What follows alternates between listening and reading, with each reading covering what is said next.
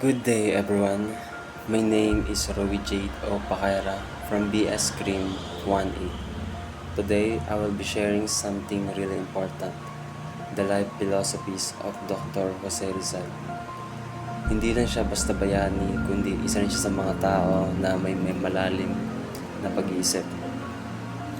So, let's begin or start with education. Para kay Rizal, education is the most powerful tool for change. Naniniwala siya na ang problema ng Pilipinas noon ay hindi dahil tamad ang mga tao, kundi dahil kulang sila sa tamang kaalaman. Sabi pa niya, education elevates a nation to the highest seat of glory. Na ang ibig sabihin, kung gusto natin umunlad bilang bansa, kailangan natin ng edukasyon. Hindi lang para makapagtrabaho, kundi para matuto kung paano mag-isip ng tama.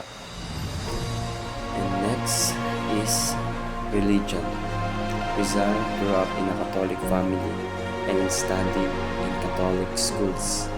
Pero habang tumatanda siya, napansin niya na may mga mali sa paraan ng pagturo ng relihiyon.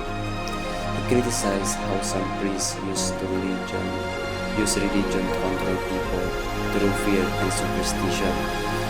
Para sa kanya, ang pananampalataya dapat ay nakabase sa truth at reason, hindi pananakot. Hindi siya against sa Catholic or sa Christianity or kay God, pero gusto niya na ang relihiyon ay maging daan para sa kabutihan, hindi para apihin ang tao.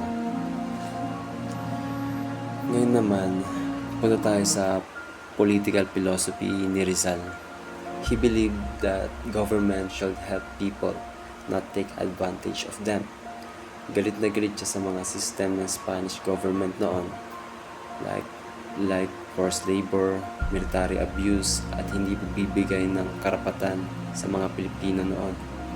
Pero imbis na himagsikan ang gawin niya o giyera, he believed in peaceful reforms. Sabi pa niya, a government must develop, not destroy. He wanted change, pero gusto niya na ito ay maayos at makataong paraan. Now, let's talk about ethics or kung paano tayo dapat kumilos bilang tao. Rizal believed that true change starts within ourselves. Kaya kung gusto natin ng malayang bayan, dapat matino rin ang ugali natin. He taught about honesty, respect for parents, and doing what's right even if it's hard. Kinondem niya rin ang mga leader at mga pare na sakim, sinungaling o gumagamit ng kapangyarihan sa maling paraan. And last slide about social philosophy. Ito ang pananaw ni Rizal sa lipunan at kung paano ito pwedeng baguhin. Rizal talk about social issues like poverty, injustice, discrimination, and ignorance. He believed that for a nation to grow, kailangan ng unity, justice, and equal opportunity for all.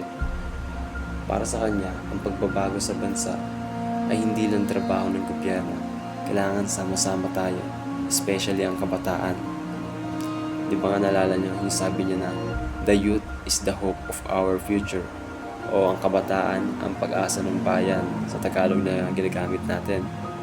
And until now, totoo pa rin naman yan. Kaya tayo mga bataan, we must study, speak up, and do the right thing. We don't need to be heroes to help the country. We just have to live by Rizal values every day. Ayun lang po. Thank you so much for listening.